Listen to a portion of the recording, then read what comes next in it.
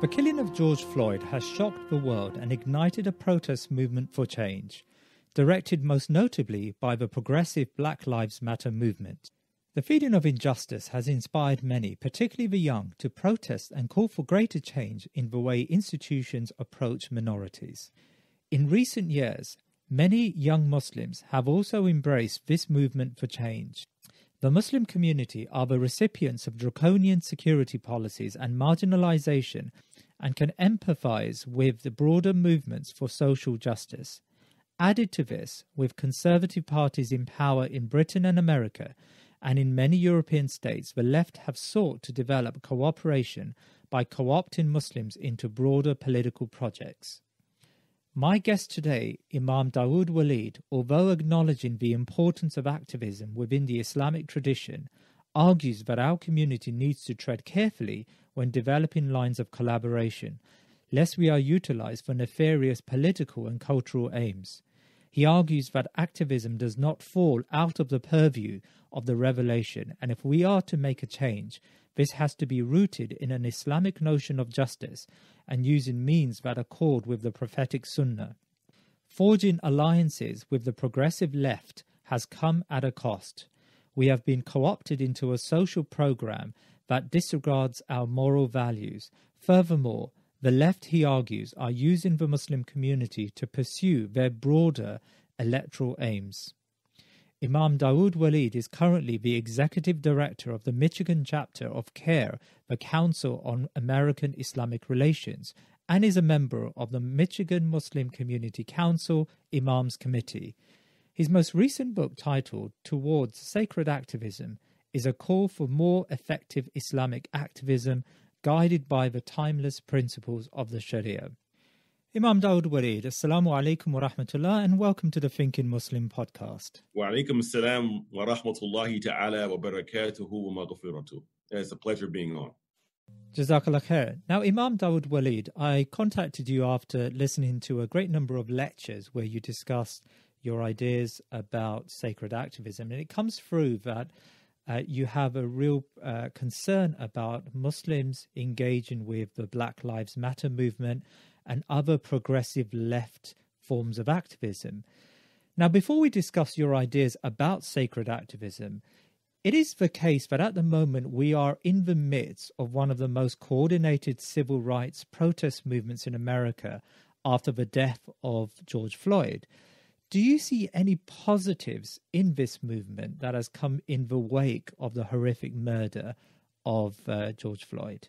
أعوذ بالله من الشيطان الرجيم بسم الله الرحمن الرحيم الحمد لله وصلى الله على نبينا محمد وعلى آله وصحبه وسلم ولا حول ولا قوة إلا بالله العلي العظيم. Well, firstly, thank you for having me on to your podcast, and may Allah Azza wa Jal facilitate the opportunity for us to meet in person one day. Maybe I can fly across the pond, as we say over here, and make it to the UK once things lift with the COVID-19 pandemic. Regarding the issue of protests as it relates to Black Lives Matter movement, I'm not sure that I would call these protests something that's finely or highly coordinated. I think that a lot of it was just the visceral reactions of people here in America regarding the George Floyd murder, and people got outraged and took to the streets. So I wouldn't say that that organization had some finely tuned campaign in which a group of people with a lot of clout locally just said, okay, this is the time for everyone to go out in the streets. And therefore, people went out in the streets, because we've had many of these murders that have taken place before as well as after George Floyd. And there's been videos. I think that this one particular incident was kind of a tipping point for a lot of people emotionally. And also, corporate media gave it a lot of attention. So like, had corporate media not given it so much attention and showed it, then I'm skeptical about even if it would have been the amount of outrage and people on the streets if corporate media had not given it so much attention, to be quite frank. But there is positives of people going out and raising their voices and calling for some sort of change regarding policing in America, which is historically racist, and there's no doubt about that.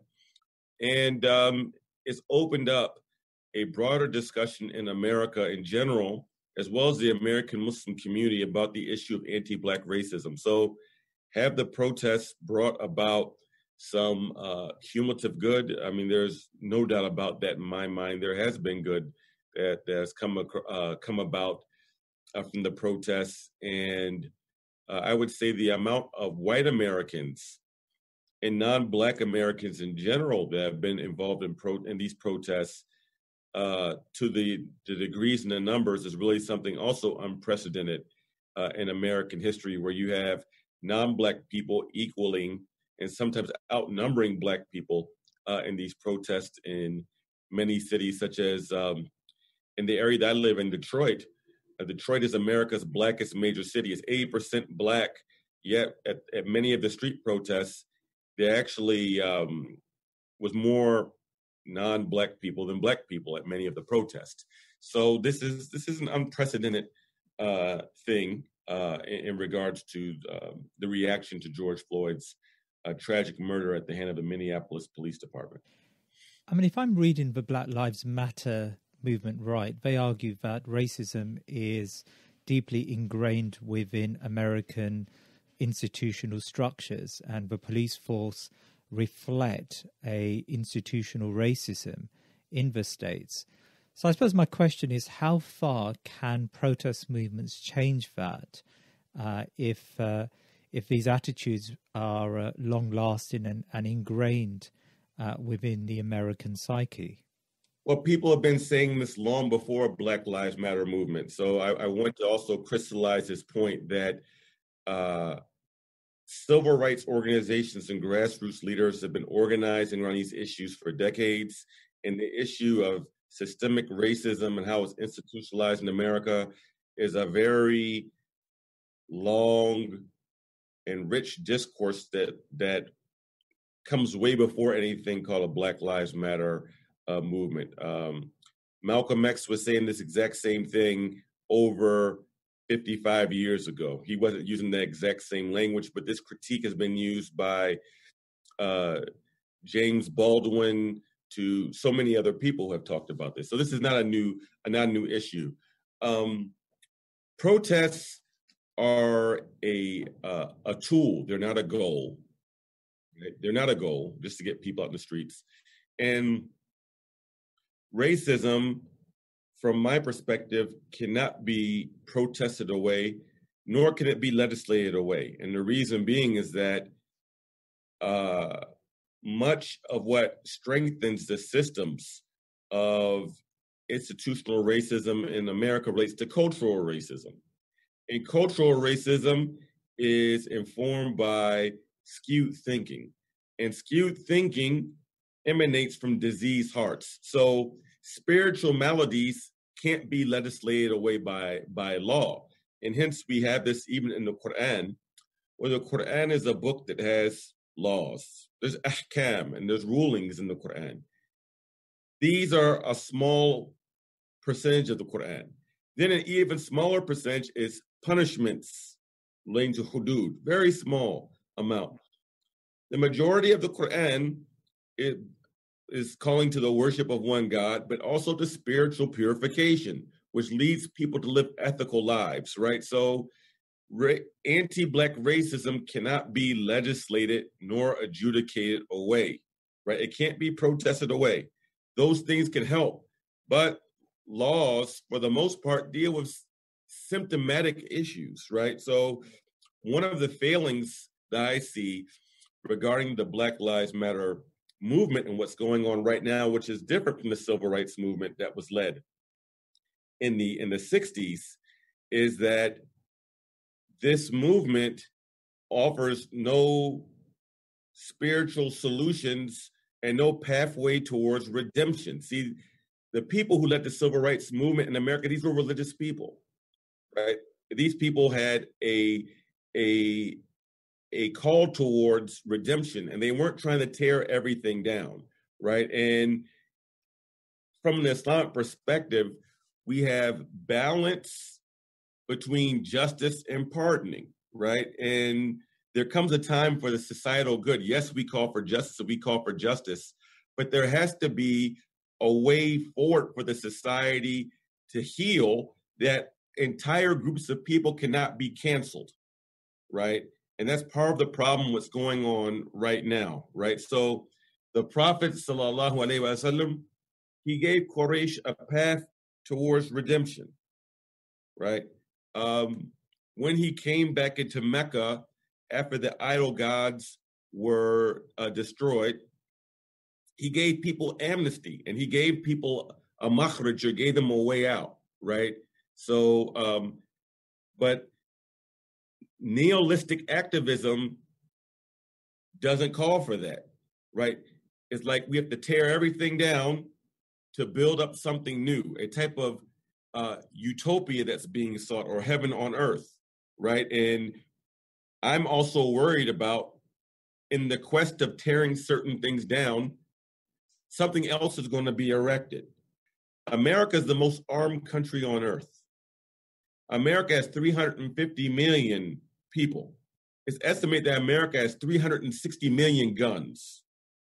There's more guns in America than people, right? So what do we think will reasonably happen when you have a group of people who are already being pushed further and further to the right because of identity politics, feel as if they're losing their place in society?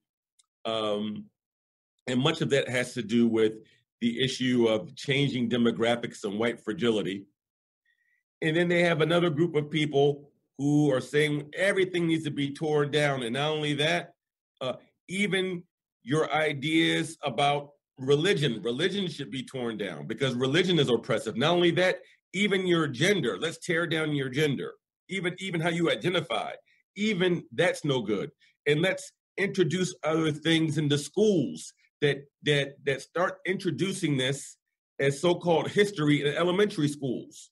This just further polarizes people, where you have rage facing rage. And I believe that if there's not another type of discourse that's entered into the American society, I could easily see mass violence taking place in America. And I'm really concerned about it. And our president, Donald Trump, I think he actually would welcome this. I think he would welcome it. And his rhetoric actually is pointing towards this, right? So this is my concern about trajectory of what's going on right now in America. I mean, certainly it seems to me that Donald Trump is playing this identity card for very narrow political purposes. He needs to win the next election there in the States. But I want to unpack something you've said there. I mean, you mentioned in the answer to the first question that corporate America is very much behind the Black Lives Matter movement, and they've endowed large amounts of funds to them. And you've said, and you also mentioned that the movement has incorporated large numbers of white Americans who've come out on the streets in solidarity with Black America. And is there the liberal argument, yes, you're right in suggesting that there is not a spiritual foundation to this movement, but I suppose the argument is that we need to reassert the core liberal argument, and liberalism believes in equality. It believes that all human beings have rights, and if you bring those two ideas together, Black America at the moment have not yet received a status that traditional liberal argument would suggest they should receive from wider society. And so, yes, there may be a spiritual foundation that's not there, but rather their argument would be we're reasserting the principles of the Constitution, the principles of liberal rights, which are currently absent in America. Well, those rights have never existed in America. So that's the first thing. They've never existed in America since day one. So, and in regards to Western secular liberalism, there are pluses and minuses, right? So we have this idea of equality and supposedly so-called social egalitarianism, but what's being pushed by the so-called progressives, in fact, is a very militant ideology. It's pseudo-pluralism because it's pluralism and so-called equality regarding based upon identity politics, based upon very profane sensibilities. So it's pluralism until you disagree with me. Then you end up becoming marginalized and your beliefs become marginalized and there becomes to be hostility. So for instance, Muslims are treated as a minority group, right? Because the prevailing discourse, if we're to have equality, then there has to be an adversary towards what's stopping equality. So the discourse is white, straight patriarchy. That's the adversary. So then Muslims fit in very nicely and well as a type of quasi-ethnic group, socio-political group within this framework. So many times it's like, the Muslims need to stand in solidarity with the Blacks, the Latinos, and LGBTQ because they're all posited as some kind of minority groups, right, within this perceived adversary. I think that the problem with this discourse, outside of Black and Muslim, the Muslims need to stand with the Blacks. It's a very problematic discourse in the sense that 30% of American Muslims are Black. So that's a type of subtle erasure of Blackness within American Muslims, as well as the history. The first Muslims to be in this land were Black people. But beyond that, you have one group of people on the right who dislike Muslims, and they see Muslims as a non-white group that's also a threat to Christian hegemony, right? So that's one group. These people dislike or loathe Muslims. You have another group who's supposed to be for liberalism and pluralism, but in fact, they loathe Islam. They loathe the sacred law. They loathe many of our beliefs. So then this causes people that they want to try to remake Islam from within. And then unfortunately, many Muslims have compromised a number of things from what is called il-ma'lum min ad-din bid-durura. Things are supposed to be known by necessity in the deen in order to fit in the so-called allyship with people who are to the left. Can you give me some examples of that, please? Well, prime example that I would give is that we have a Muslim politician that's right here in my state that sent out an email recently, and she's trying to raise money talking about Black trans lives matter. Now, Black people who get brutalized by the police or killed by the police, historically in America to the day, have been primarily Black men who are not gay, right? But even when Black people are killed by the police, it's not because of sexual identity, or it's because of Blackness, right? Because Blackness has always been feared and dehumanized in the American context. There's one thing to say that we're for the dignity of all human beings, and no one should be victim of hate crime. No one should be bullied. No one should be denied employment in the public sector or housing, or able to get food, clothing, and shelter. That's one thing, right? And as Muslims, we should not have any problem with those basic human rights for anyone, whether they're straight or gay or claim to be transgender. It's another thing for Muslims in the name of allyship to actually go out and try to propagate that which is forbidden in our deen, or for Muslims to celebrate the forbidden. This falls under the category of al-amru bil-munkar. This is literally enjoining the evil, enjoining forbidden. And that's the problem of where Muslims in America, and from why I gander, when I was in the UK, the same phenomenon is in Canada. I go to Canada quite often. We've been pulled into a type of politics that is literally taking Muslims away from their deen, and is going to reduce us within a couple of generations on this trajectory of will people even want to be Muslim, right? Like, why even be a Muslim if nothing is sacred, if you don't have anything to hold on to? Because it doesn't pay to be a Muslim in an environment where Islamophobia is rampant. So it's just much easier. Oh, okay, not only can I sacrifice these things or give up these things that are clear in the Quran, maybe this can just say, well, maybe I can just leave the entire thing. Like, why do I even need it? If we're going on this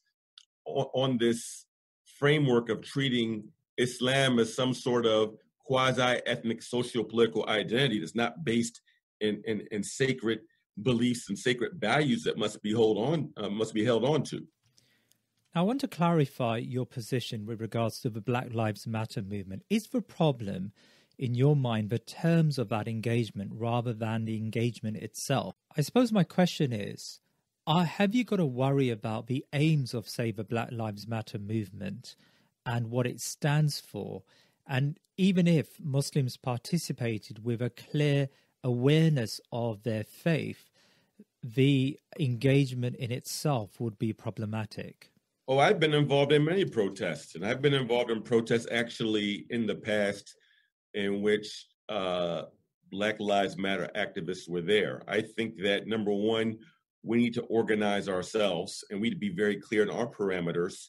And if we're going to go out and we're going to engage, we have to engage in our terms and engage in our ways of protesting and engage in our own language and nomenclature, both in tone as well as in wording, right? So the issue is not whether to protest or not to protest. I believe that there is certain times of protest, and I've helped organize protests. But I also think it goes back to the point that, and this is more of an American context, but in the United States of America, Muslims who are Black, African American in particular, have the most socio-political capital within the Black community. It's for historical reasons, as well as, like, we live amongst our people and we have family ties, right? So it would be wise for Muslims who aren't Black, instead of jumping over their Black brothers and sisters in Islam to go to Black Lives Matter, it would be wiser for them to consult their own brothers and sisters in Islam who come from the Black experience, who have a history of organizing going back decades, and follow our lead, or at least strongly consider what we say, instead of jumping over us to go to people who, frankly, a number of their policy suggestions are good, but a number of their tactics and some of their platform is really irreverent. And I used that word earlier, nihilistic, right? So I think that we shouldn't be so quick to run underneath everyone else's umbrella, right? If we truly believe in the ayah of Quran, kuntum khayra ummatin ukhrijat linnasi ta'munu bil-ma'ruf wa tanhauna 'anil munkar wa tu'minu billah, that you are the best of people brought out for humankind. Why? Because you enjoin what is good and just, and you forbid what is evil and unjust, and you believe in the oneness of God, then we should see ourselves as leaders.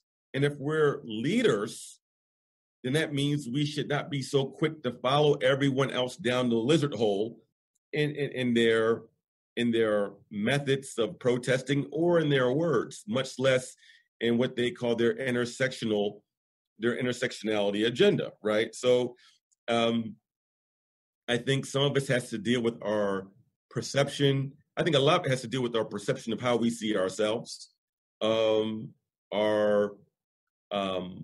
perhaps our lack of leadership, and maybe I would even go to say even inferiority complexes that many Muslims have, where we don't even see ourselves really as leaders, but following everyone else's agenda. Or we follow the trends, whatever the wind blows and the Muslims are here. I remember that Stop Coney 2011 campaign. Muslims jump on the bandwagon about that. That was, I think, the first major social media or Twitter, like social media thing, without questioning any of the background. And the people of Uganda got zero money from that campaign. Like the campaign was a sham, right? But we're so quick to follow what's trendy. We don't take the time to sit back and do tafakkur. We don't contemplate and think things many times, I believe. So in your mind, it's not a problem for Muslims to seek their rights, even if those rights are sought from a system of disbelief. So the American system, for example, and even if those rights are sought with other non-Muslims who may share your ultimate aims, right? So that is not a problem, but rather the terms of engagement and how we view Islam, and I suppose how we view justice is really the foundational principles by which we should engage. Right. Well, see, the rights that we strive for are irrespective of any government, be it in a Muslim majority country or non-Muslim majority country. It has to do with God-given rights. So we strive to ensure our God-given rights, be it in a secular society or in a so-called Muslim society. I don't believe there is an Islamic government on earth right now, right? But it would hold true to wherever we're at. So we work with inside the system. I don't believe in sitting back and being idle or not engaging the broader society, because we as Muslims, we're supposed to try to better the society and make it a better place than which we found it when we were born into it or migrated to it, right? So I don't have an issue with us striving for our rights within the American constitutional system, even though I believe that it was designed from day one to work against Black people, right? It wasn't designed for us, right? It simply wasn't. I mean, Thomas Jefferson, who helped write the Declaration of Independence, wrote in the Constitution that Black people constitute 3/5 of a human being, right? So, I mean, for electoral college or population purposes, right? But really, many people didn't see us as a human being at all. They just considered us 3/5 just for their political purposes. So, nonetheless, we have to do the best what we could do while we're here. And this is something else too that I have to say, is that there's no such thing as perfect justice in the dunya. Perfect justice is in akhirah. The heavenly life where there's no struggle, that's akhirah for those who get Jannah. This world is designed to be dar ibtila, the home of tests and where calamity set, but there's no such thing as perfect justice. We strive for justice, but there's never a time in our lifetime where there's been perfect justice anywhere. And we're not going to see perfect justice, right? We strive towards that objective, right? And I think if we understand that will help us in not falling into despair or getting overly disappointed when we see things that we think don't go our way, or we see injustice in the world. Well, this is by design of Allah Azza wa Jal. There's a temporal struggle as long as there's a dunya where there's going to be good, challenging injustice, right? And there's always going to be shayateen or devils amongst human beings. And those people are going to seek to split people based upon religion and ethnicity and race to make people fight against one another. And this is the job of a shaitan. And he said so, and Allah gave him reprieve and allow him to whisper and suggest things. And shaitan has shayateen. He has devils amongst jinn and men that work for him. So this is just a reality of living in the dunya. So your big worry really with the progressive left and their form of activism is that it's devoid of a spiritual foundation, as well as it harms the ultimate iman of those who engage with them, because those who engage with those movements are asked to subscribe to a number of moral positions which ultimately they would be in disagreement with Islam. Now, why has it taken so long for Muslim scholars like yourself to recognize this problem? And I've noticed for some time, the Muslims have aligned themselves with the left. We see that in the UK with the left of the Labour Party, and of course you see that in America. In fact, I've seen too many scholars easily endorsing the causes of the left and encouraging Muslims to participate in these movements, if not indirectly through fundraising, then directly by sending their children to these protests.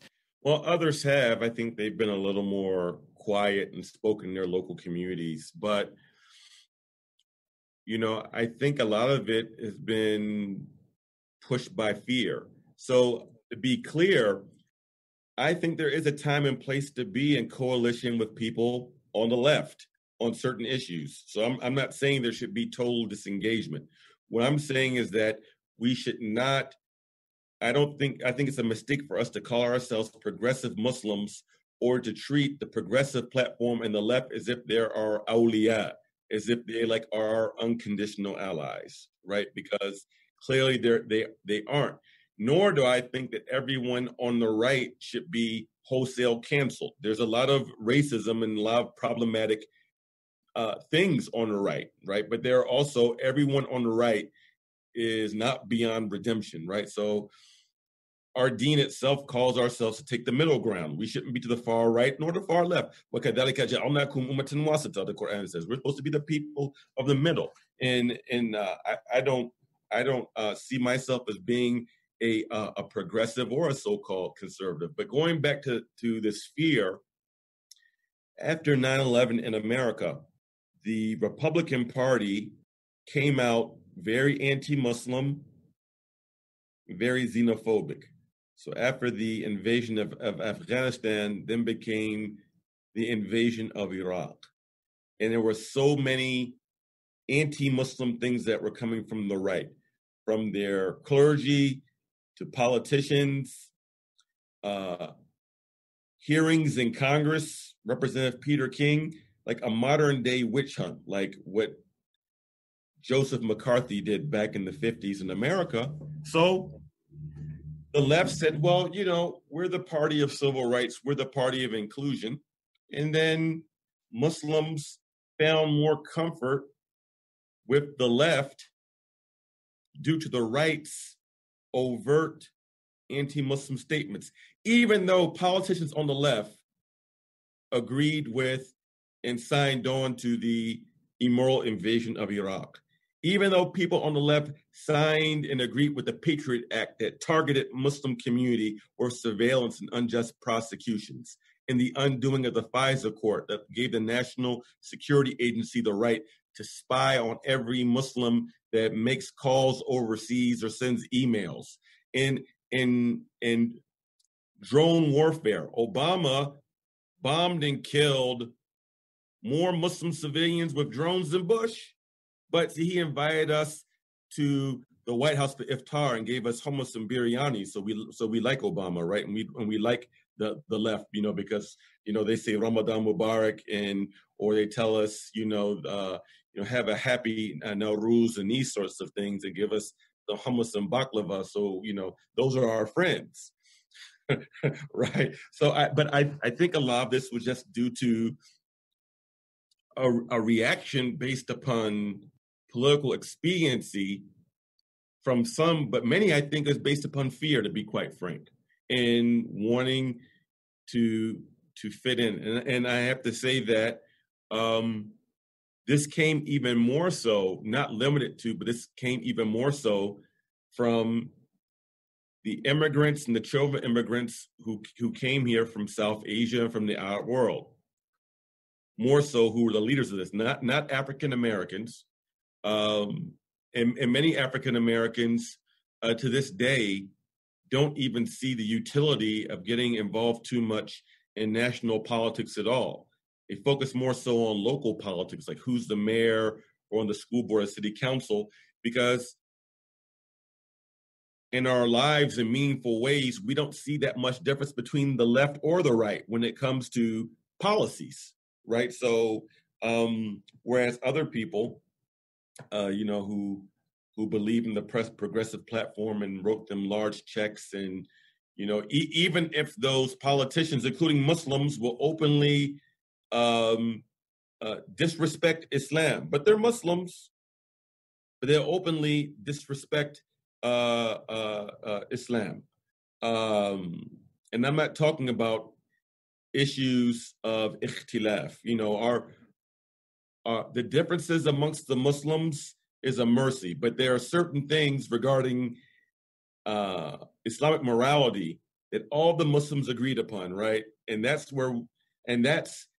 the red line. It's like the Hanbalis and the Asharis and the Maturidis and the Mu'tazilis and the Shia and the Ibadis and the Zaydis. Like, there's certain things everyone always agreed upon, right? Going back for 1,400 years. And now just to throw that out the window or to disrespect that in the name of politics, where there's certain issues that Muslims never disagreed upon, whether they were the majority or in the minority, like in West Africa, in Ghana, or in Europe, or in India under the time of the Mughals, whatever, whether Muslims were ruling or not ruling, right?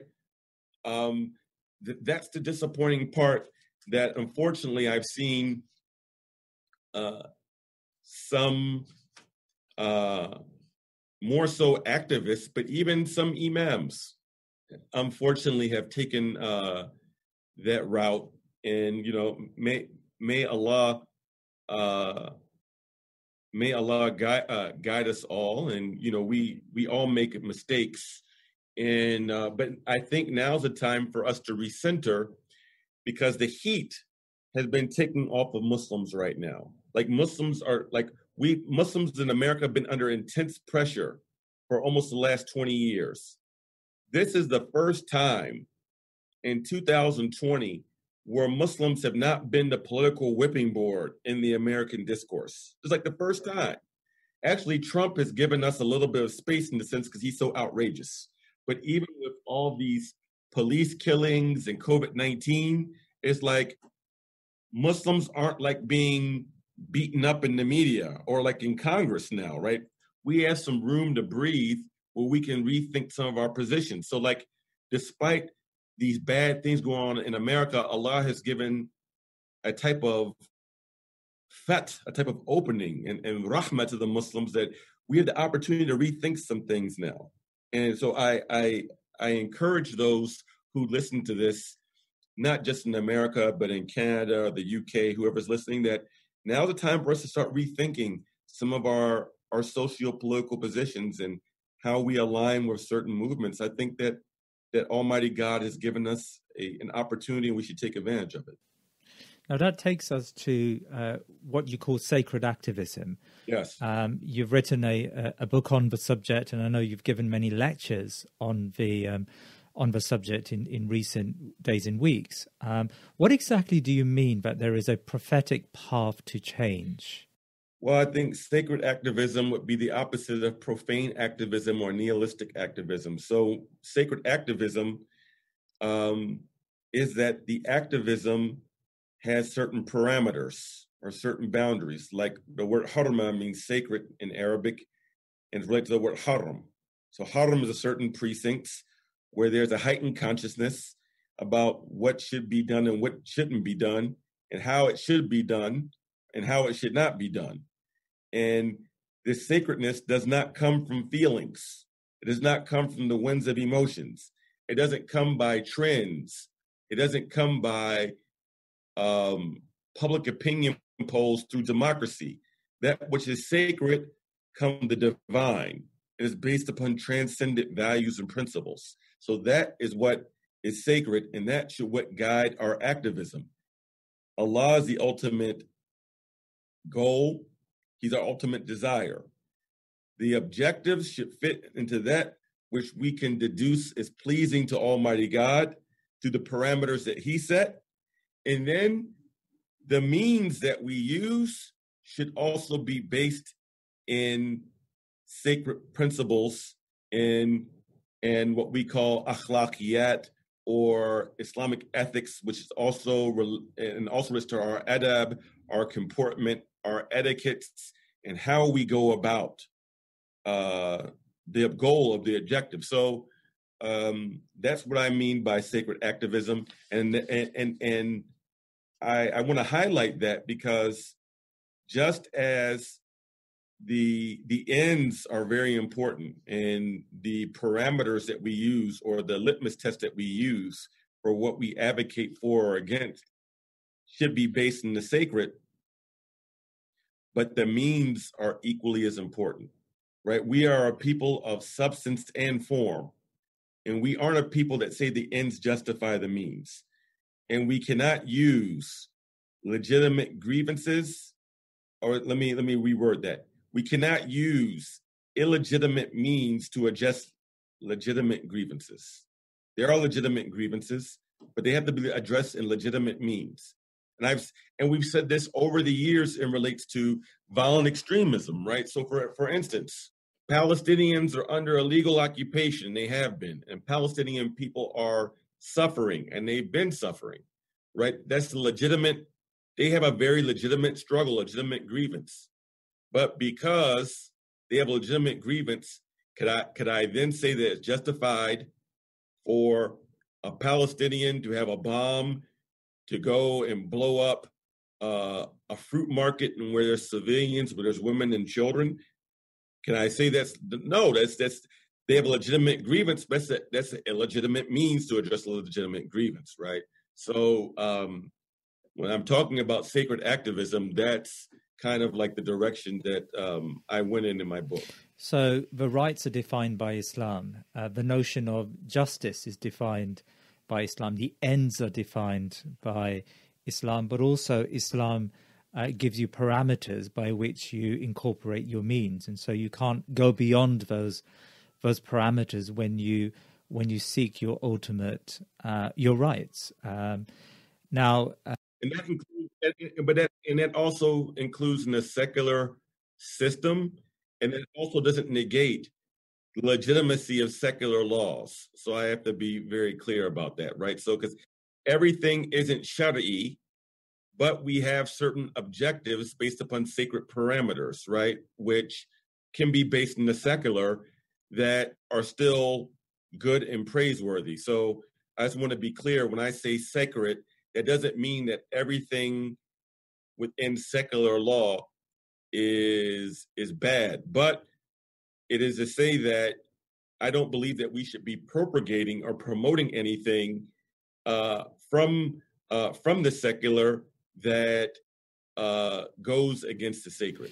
So can Islamic notions of justice overlap with secular versions? You know, for example, we believe that racism is an injustice, right? And so do secular movements and liberal movements believe that racism is an injustice. So can we then unite on such a platform with others on eradicating racism? I accept the point that eradicating racism cannot just be through legal processes. It has to be something a bit more deeper, and it has to sink into the populace, right, and their way of thinking.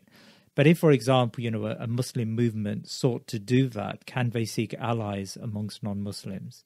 Yeah, we could be in coalition with people that are not Muslims for a noble objective. There's no doubt about it, as long as we are very clear on our parameters, and as long as we aren't compelled to promote that which is forbidden to us in the process. And the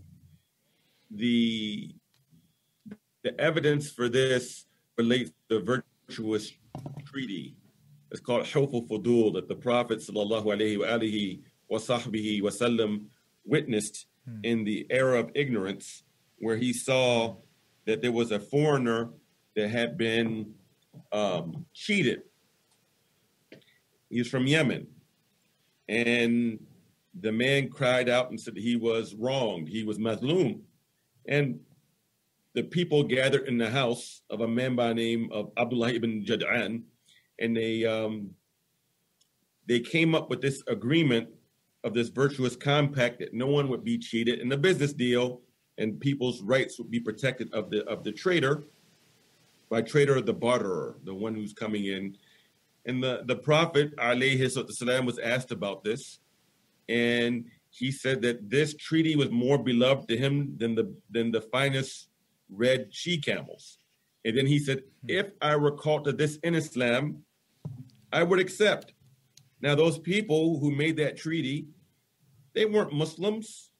They came from a polytheistic society, right? So the Prophet alayhi salam was telling us that if the end is noble and it conforms with our transcendent values, that we can enter into coalition to protect the rights of the people for the common good, right? But at the same time, it doesn't mean that we propagate their beliefs in other things. It's for that goal or for that cause. And a lot of work that we've done here, traditionally as Muslims in the African American community, and even myself, we've done these things in coalition on certain issues with African American Christians, white American Christians, even some white American Jewish people.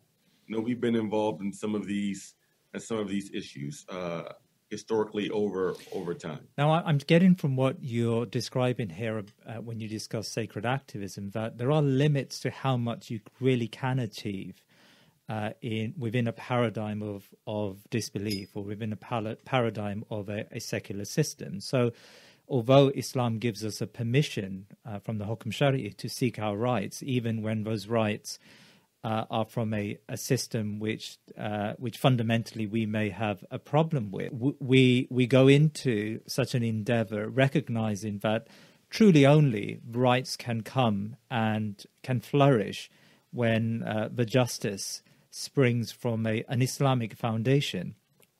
Now, you know, I would say one thing before you continue. It's not a limitation on what we can achieve.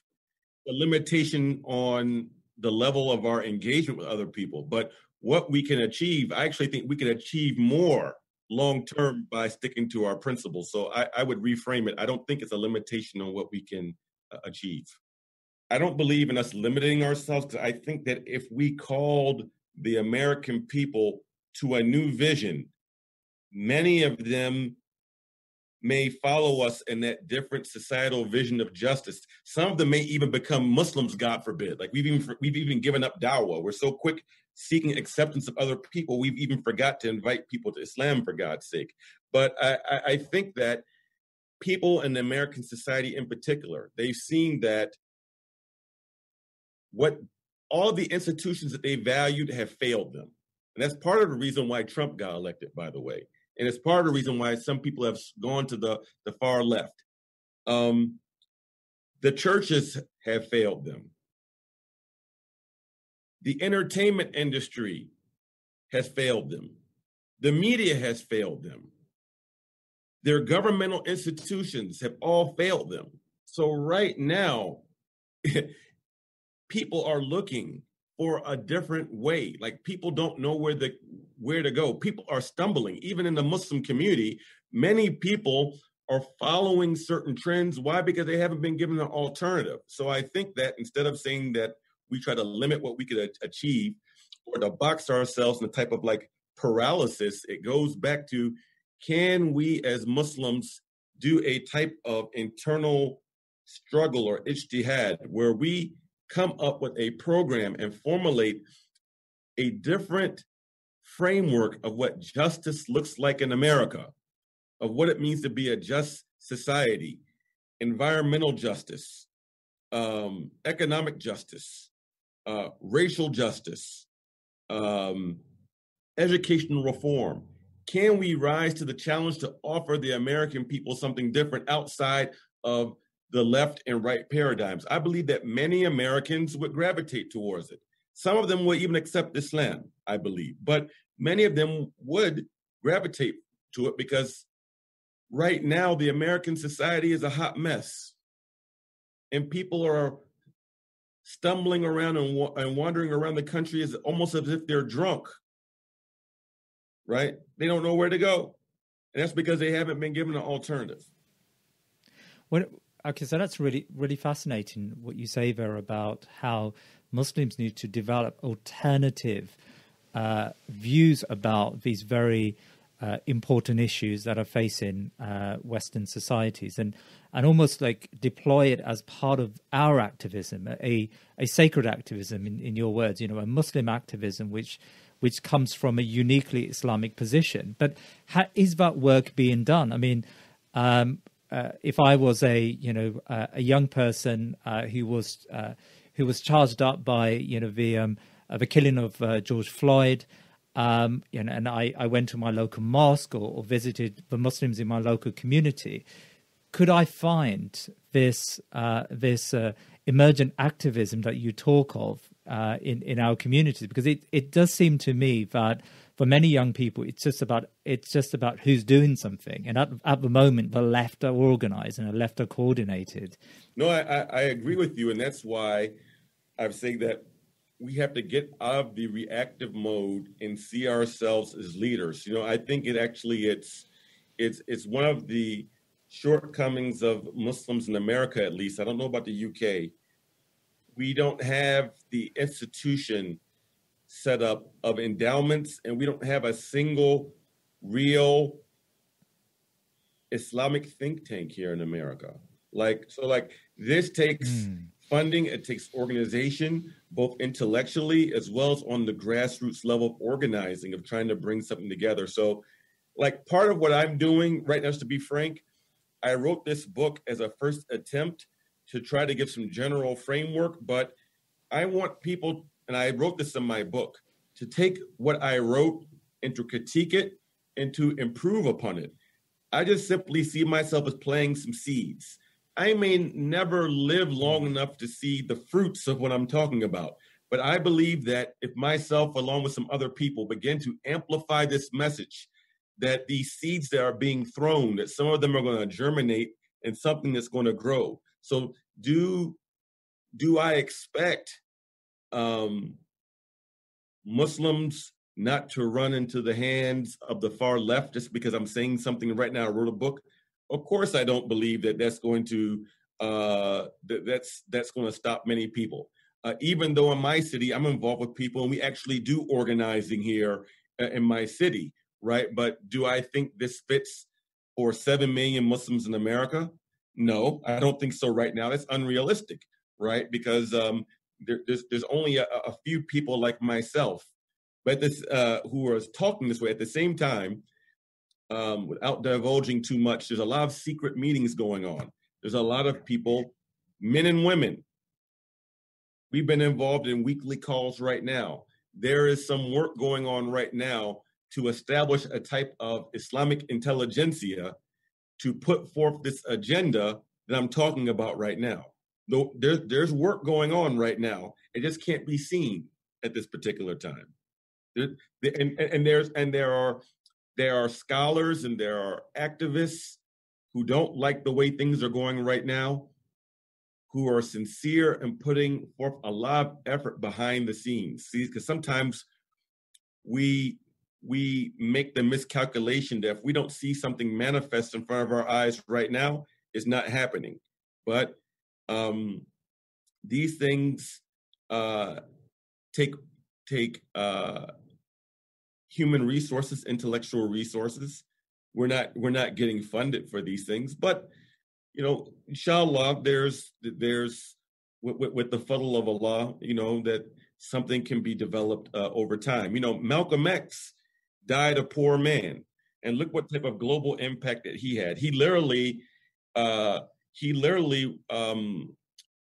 he flew to Detroit and gave his last public speech before the Audubon Theater, he literally only had one suit to his name.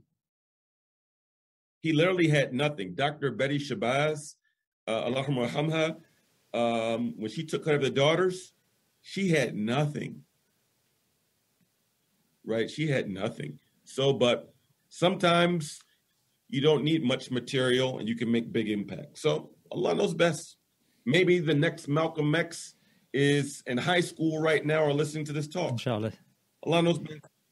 We don't know. Alhamdulillah, inshallah ta'ala. I pray that is the case. And so you've mentioned that there is some work taking place. I know it's in its infancy, but there's some work taking place to develop a Muslim platform, an Islamic platform for activism.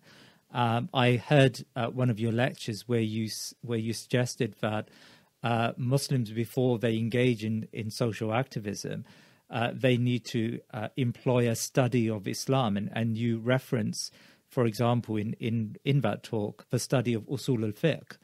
And I found that quite interesting. Why usul al-fiqh from all of the Islamic disciplines? Why did you focus on the study of usul as a prerequisite to activism? Usul din and learning Aqidah is also very important, but usul al-fiqh gives us a framework of how to approach knowledge. So we need an epistemology, like we need a reference point of how to look at and judge truth and how we prioritize issues. And usul al-fiqh helps give us that. For instance, for those things that are life and death situations called ad-dururiyat. And then you have al-hajiyat, which those things are difficulties or needs, but don't reach the level of ad-dururiyat. And you have tahsiniyat, are those things that help embellish and beautify the life, but don't fit, but fit below those other two categories. So it gives us a framework of how to look at truth, but also prioritizing issues. Because right now, I don't think that in much of our political activism, even like who we vote for, and I've suggested this to some other people in private meetings, that when I ask people, say, well, what are the issues of the community?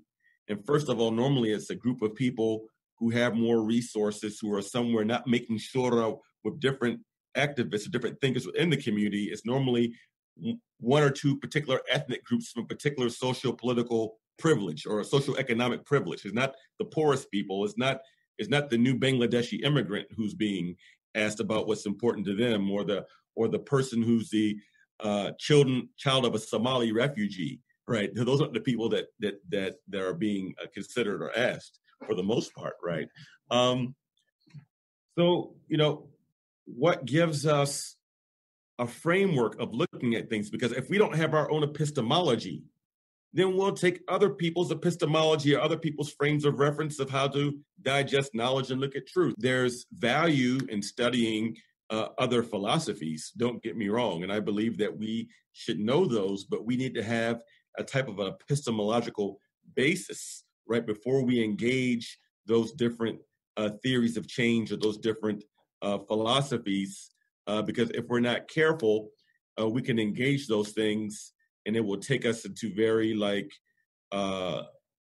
profane ideas and take us away from the secret. Recently, you've subtly, I suppose, criticized some scholars for having too close a relationship with government and with rulers, and you made reference to the Muslim countries, but also within the Western context. And I suppose the argument is that the system will want to co-opt religious figures into association with their policies and their program.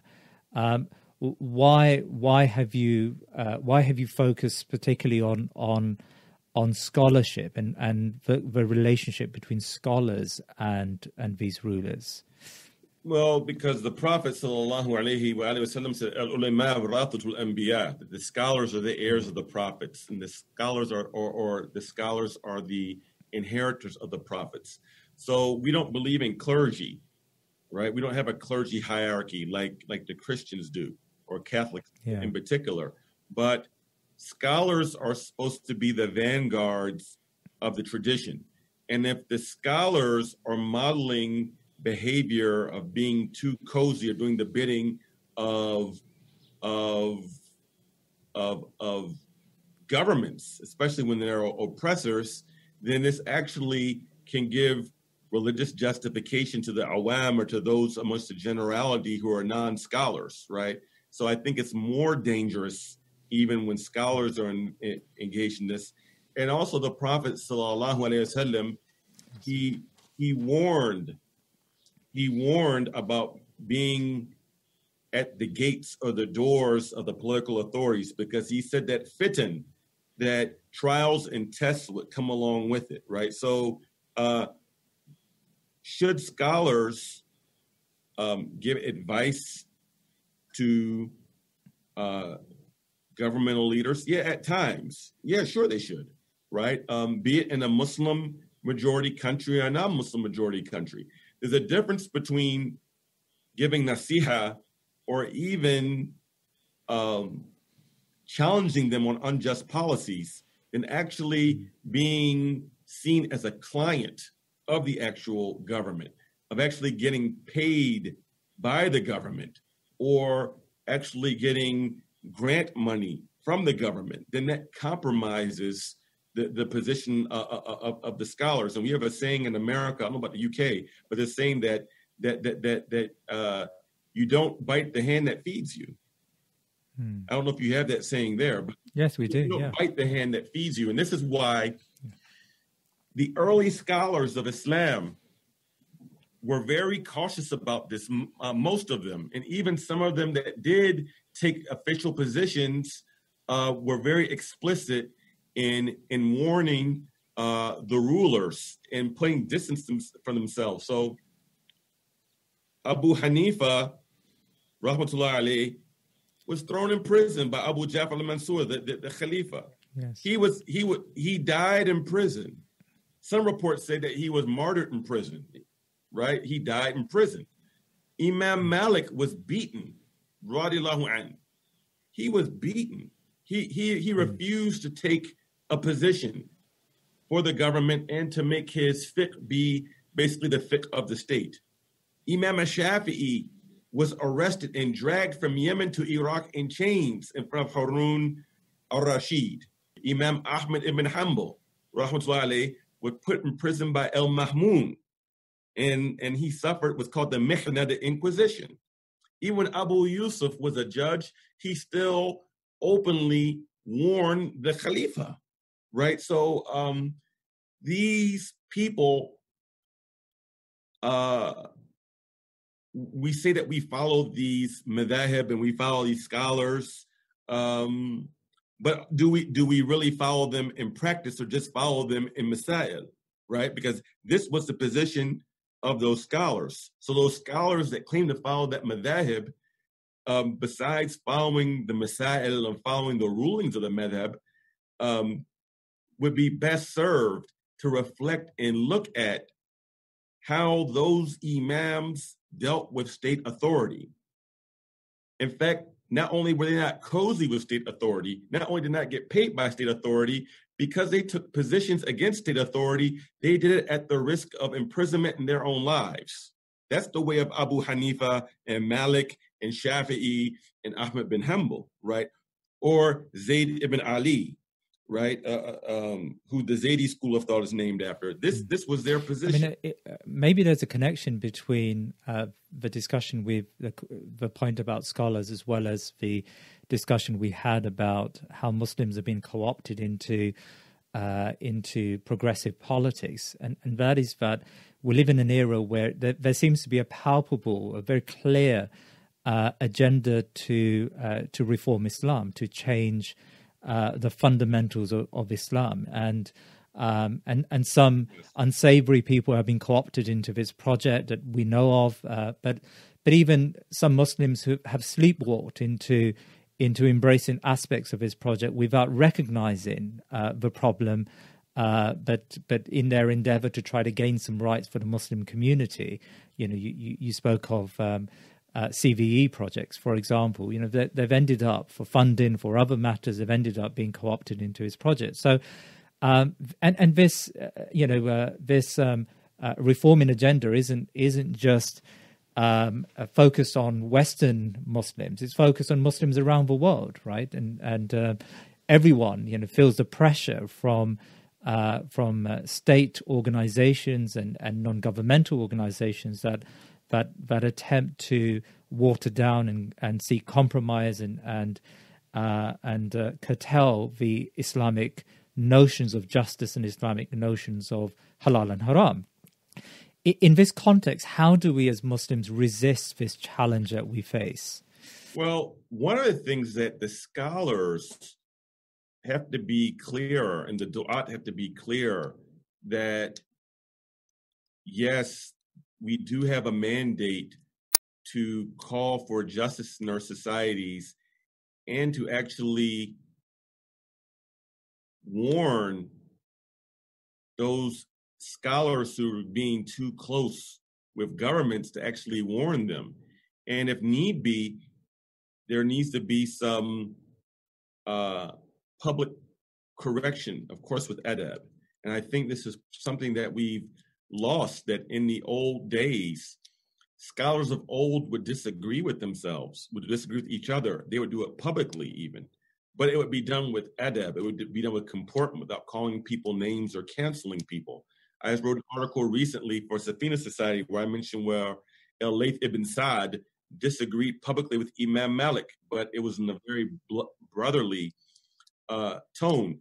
And the reason why I say this is because if the scholars in du'at don't hold other scholars accountable for this, this makes the youth and the younger people say, see, the traditional route is not concerned about justice, or in fact, these traditional scholars are co-opted by the very regimes and governments that are causing injustice amongst the people, and it will cause them to have negative feelings and even reject the tradition because they see scholars who are not embodying the tradition properly, right? And I would even go as far as to say that it's not just with the so-called Salafi movement, it's even more now with people who claim to wear the cloak of tasawwuf. And I'm saying this as someone who believes in tasawwuf, and so I'm not saying this as someone who is an outsider, but tasawwuf has been made something as well. You just stay in your home and be patient and be apolitical. But then some of these same scholars are close with very problematic governmental institutions or actual leaders, right? And that's not the way of like real tasawwuf. Like Abdul Salam ibn Mashish, Sidi Abdul Salam ibn Mashish, he was murdered. He was killed in Morocco, right? He held unpopular views. Abu Hassan Nashadali, who was his chief student, he did dhikr in the Zawiya, but when the Crusaders came, he left his Zawiya and picked up his sword. Like, these weren't like pussycats, like how many times like or Uthman bin Fudi, also known as Uthman bin Fodio, of the Sokoto Khilafa, right? He was Qadari. He wasn't a guy who just was like, you see injustice, so you see dhulm, and you just sit back and just do some dhikr and stick to your wird. And, if there's some corrupt chiefs, you just be cozy with the corrupt chiefs. That wasn't the man, Uthman bin Fudi or Sheikh Ahmadou Bamba. He didn't seek to be cozy with the French colonialist. So, this is pseudo-Sufism. Actually, some of us call it, we call this goofy Sufis, right? Goofy Sufis. This isn't, it has nothing to do with the way of, with the way of Al-Hussein ibn Ali or Ali al-Rida or Abu Hassan al-Shadhili. This has nothing to do with that. With all that you've said about the state of Muslim activism and the state of scholarship, Sheikh Dawud Walid, are you hopeful about the future of the Muslim Ummah here in the West? I am optimistic. I'm cautiously optimistic. So we should be optimistic that about the future. And Allah Azza wa Jal promised in 2 places in the Quran that Islam is going to manifest itself, and it's going to make itself seem to be the truth with the people.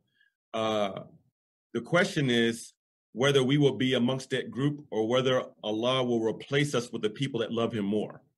Okay, so the question, or my statement really is not necessarily about the state of Islam and will Islam eventually take root and flourish in the West. It's more so about whether we as Muslims and our prodigy, will we be actually amongst those people?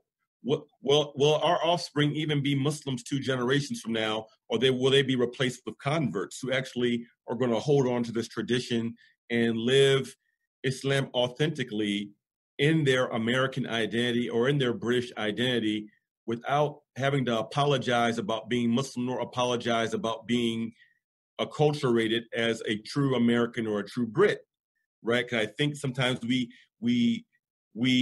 struggle with this, that in order to be a true American, we have to relinquish some of our Islamic values, or in order to be a true Brit, you have to give up some of that stuff because that's back home stuff, right? So I think that's the challenge going forward, but I believe that Allah Azza wa Jal is going to manifest his truth, and he can use whoever he pleases, and it may not be me or you or any of our children, and I have no doubt about that. Imam Dawud Walid, Jazakallah khair. That was a really interesting discussion. May Allah subhanahu wa ta'ala reward you and keep you strong and enable us to learn from your wisdom that you imparted to us today. Jazakallah khair, inshallah.